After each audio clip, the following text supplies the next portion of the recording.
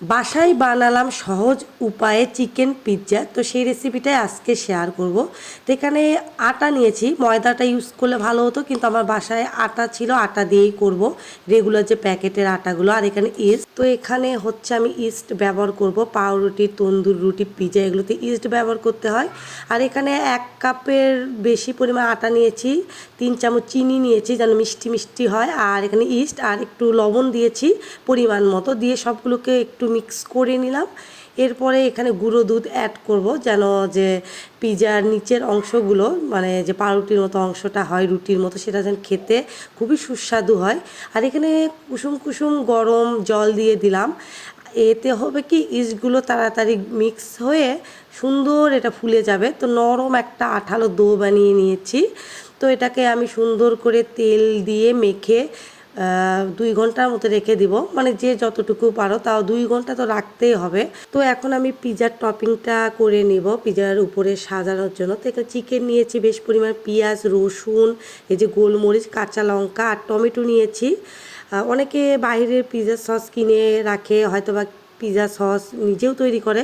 তো আমি একদম যেহেতু বাসায় তৈরি করছি, এই জন্য একবারেই তৈরি করে নিব চিকেনের সাথে, মানে যেন ঝামেলা না হয়। তো সব কিছু একটু তেলে দিয়ে দিয়েছি, যা যা কেটে রেখেছিলাম। সাথে এখানে মুরগির মাংস ছোট ছোট করে পিস করে রেখেছিলাম, সেগুলো দিয়ে এখন সয়া সস দিয়ে দিব।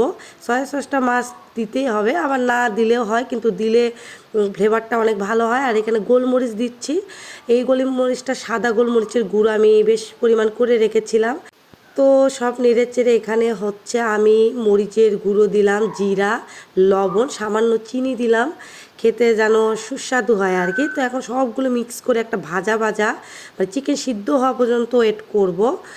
আর চাইলে তোমরা এখানে গোলমরিচের গুঁড়া কালোটা ইউজ করতে পারো। তো দেখো আমি সব রেডি হচ্ছে দুপুরেই করে রেখেছিলাম। তো এখন সন্ধ্যার আগে আগে বিকাল টাইমে এখন তৈরি করছি।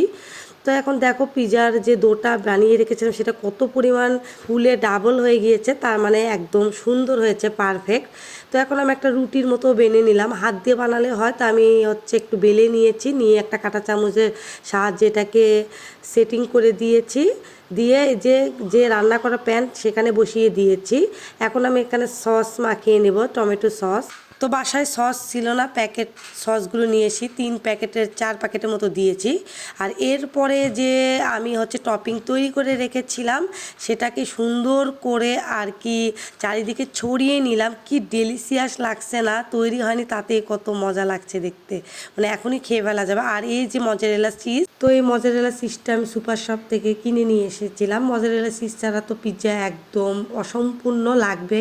আর যেহেতু বাসায় তৈরি করছি, তো এই মনের মতো আর কি, ইচ্ছা মতো আর কি চিজটা দিয়েছি। তো বাইরে থেকে কিনে খেলে কিন্তু এত পরিমাণ চিজ ইউজ করে না, কারণ চিজের দাম তো অনেক না।